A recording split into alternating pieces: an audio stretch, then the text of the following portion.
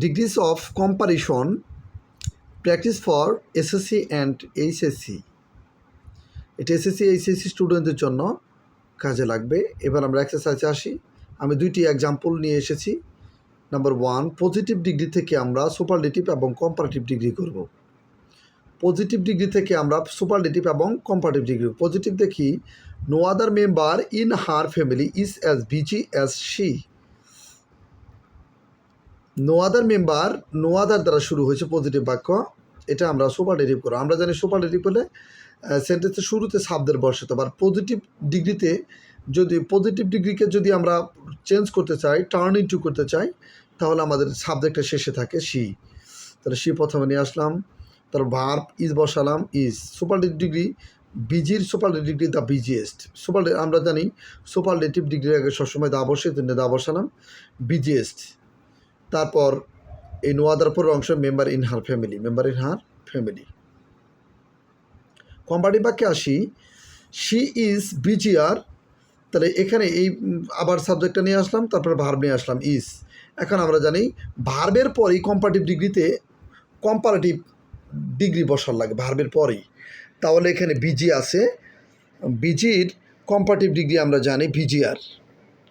তারপর ডিগ্রির পরেই বসাতে হবে দেন এনি আদার, ডিগ্রির পরেই হবে than any other member in her family. তারপর অতিরিক্ত অংশ দেন এনি আদারের পরে এই যে নো আদার পর অংশ মেম্বার ইন হার ফ্যামিলি, এখানে বসিয়ে দিলাম মেম্বার ইন হার ফ্যামিলি। এভাবে আমরা দুটি বাক্য প্র্যাকটিস করবো। ইনশাআল্লাহ আমরা আশা করি অনেক কিছু এখান থেকে শিখতে পারবো। এবার আমরা দ্বিতীয় নাম্বার এক্সাম্পল চলে আসি। সুপারলেটিভ বাক্য, Timur was one of the greatest conquerors of the world. Timur, এটা সুপারলেটিভ ডিগ্রি, ওয়াজের পরে ওয়ান অফ আছে এবং কি গ্রেটের ইএসটি আছে, ইএসটির আগে দা আছে।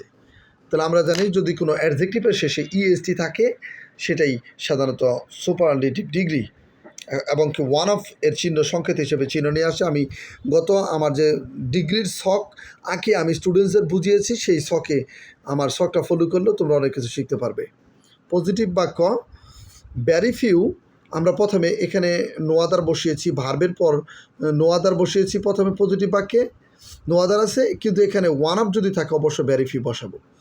ভেরি ফিউ কনকোয়ারার্স, ভেরি ফিউর পরে ডিগ্রির পরের অংশ, এখানে ডিগ্রি হলো কনকোয়ারার্স হলো ডিগ্রি, কনকোয়ারার্স হলো ডিগ্রি, গ্রেটেস্ট হলো ডিগ্রি, গ্রেটেস্টের পরে হলো কনকোয়ারার্স অফ দ্য ওয়ার্ল্ড, বসালাম কনকোয়ারার্স অফ দ্য ওয়ার্ল্ড বসালাম। তারপর আমরা পজিটিভ করি এখন, conquerors of the world, very fewer পর কনকোয়ারার্স অফ দ্য ওয়ার্ল্ড, তারপরে সাবজেক্ট বসাবো।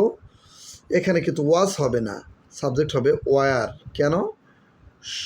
এই কনকোয়ারার্স এটা একটি না, অনেকগুলোই, সম্রাটদের মধ্যে, বিশ্বের সম্রাটদের মধ্যে।